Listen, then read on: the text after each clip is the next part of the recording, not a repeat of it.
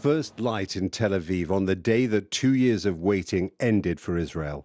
On the beach, a tribute to Donald Trump, hoping maybe he'd see it as he flew in. Hostage Square in the city center has been the heartbeat of 2 years of campaigning for the release of the hostages. For the people here, the last few hours of a long wait went by very slowly, and then it started. In Gaza City, Elkanah Bobot was given a phone to call home. His family could see the Hamas guard right behind him. Outside, Hamas was back on the streets to clear the way for the International Red Cross to take the hostages on the first stage of their journey back to Israel. Hamas took the hostages to use as a weapon against Israel, but they had become a liability. Their presence did not stop Israel's offensive, and huge destruction and death in Gaza.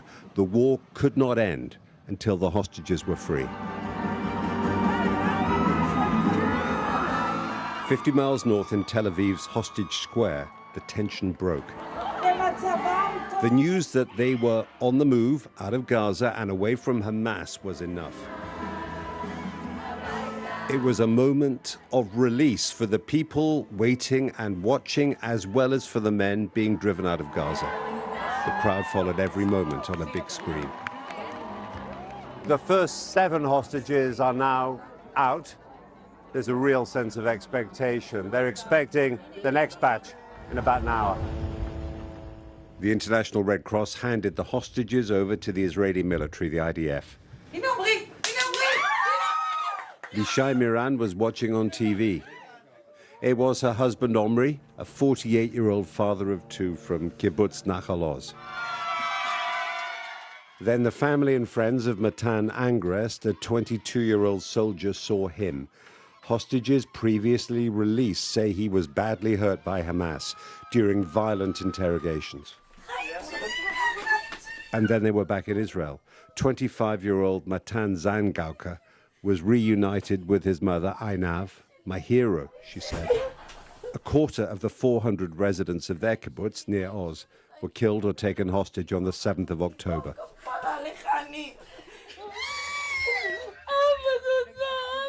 23-year-old Bar Cooperstein's mother, Julie, last saw him before he went to work as a security guard at the Nova Music Festival, where almost 400 people were killed. His father, Tal, had to stand up on this day of all days. In Hostage Square in Tel Aviv, they were watching everything, glued to the big screen, and some wondering why there was no deal last year. Gil Dickman blames Israel's prime minister. My cousin Kamel Gat was kidnapped on October 7th, and she was murdered after 328 days in captivity. She was kept in a tunnel, and her captors just shot her when the IDF was approaching because they thought they were trying to release her. And she was murdered alongside 5 other hostages in Rafah at the end of August 2024. I've seen Netanyahu's speeches. He says, my strategy worked. Yeah, he always said that, right? He always says that his strategy works. Even when hostages are killed, he's saying his strategy works. Okay, 42 hostages were murdered in captivity. Does that mean that his strategy worked? I don't think so. Aviva Siegel was a hostage released in the first ceasefire 2 months into the war. When she was freed, Hamas kept her husband Keith. I'm exploding with joy for the families, for them to get out. I was there, I touched death, and I went through the worst time that any person should ever go through for 51 days. Keith, my husband, was there for 484 days, hidden, starved. He came back like a skeleton. He wasn't treated like a person. You feeling good about the future, the day after, once, you know, this is a joyful day, but what happens next? Keith and I are going to start to live. We're going to start smiling. We're going to start enjoying life because the last 2 years we haven't. Palestinian prisoners were released by Israel as soon as its hostages were safe. These came back to Khan Yunis in Gaza. Palestinians see prisoners of the Israelis as national heroes, and they were given a hero's welcome. But their reception also showed relief that it is safe now to gather in big crowds in Gaza. and hope, as strong as people feel in Israel, that the ceasefire can become permanent. Some of the former prisoners started their family reunions before they'd even got off the bus. And while all that was happening, Donald Trump, who's become a national hero for Israelis, landed in Tel Aviv. All smiles now, but just over a month ago, Trump lost patience with Benjamin Netanyahu after he ordered a strike on Qatar, one of America's key Arab allies. The missiles missed their target, the Hamas leadership, but after that, Trump decided it was no longer in America's interests to back Netanyahu's determination to fight on. They drove together in the American presidential limousine to Israel's parliament in Jerusalem. This was a lap of honor for Donald Trump, for the hostage deal and ceasefire a genuine diplomatic triumph. Donald Trump is the greatest friend that the state of Israel has ever had in the White House. He had a different message for allies. The UK is one who condemned Israel and recognized Palestine as evidence of Israeli war crimes in Gaza accumulated. More and more governments bought into Hamas's false propaganda. More and more governments succumbed to anti-Semitic mobs in their own countries. They just turned on Israel. 2 MPs were ejected when they interrupted Trump to demand a Palestinian state. A vague aspiration for one is in the Gaza deal. He didn't mention it as he reassured Israelis. Gaza will be immediately demilitarized, that Hamas will be disarmed, and Israel's security will no longer be threatened in any way, shape, or form. But that job has barely started. Donald Trump moved quickly on to Sharm el-Sheikh in Egypt for a whistle-stop peace summit.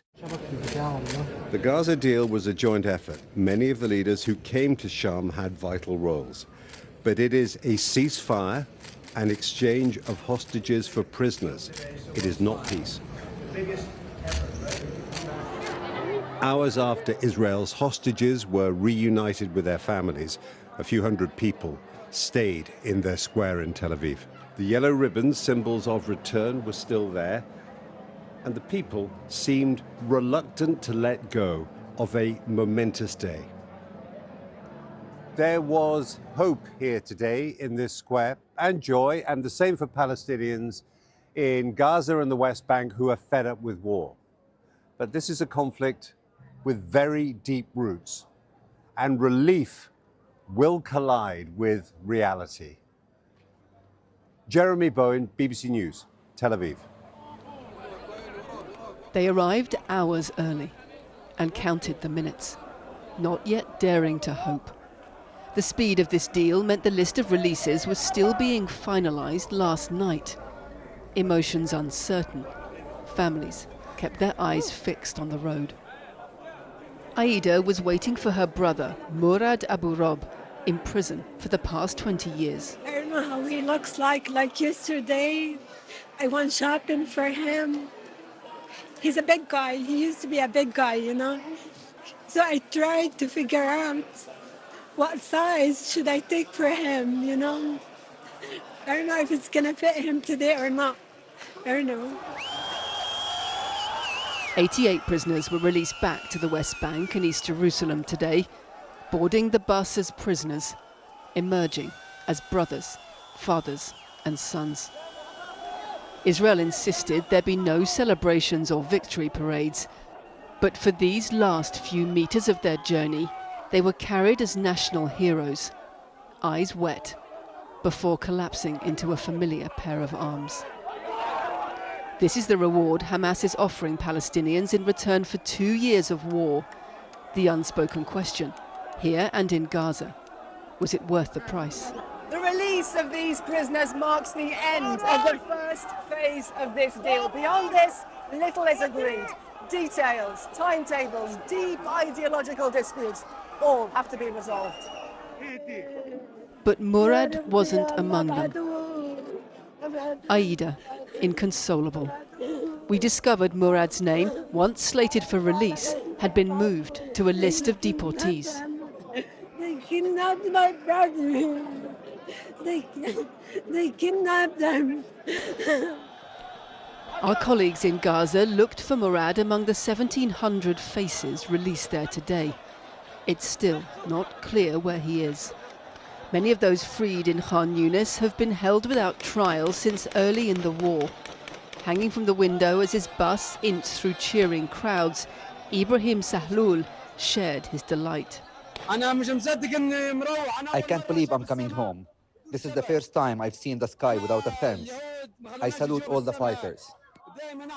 All the returnees were taken to Nasser Hospital for medical checks.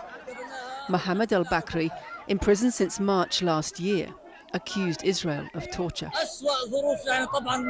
They were the worst experience of our lives. We were subjected to burning, beating, suppressions and breaking of bones.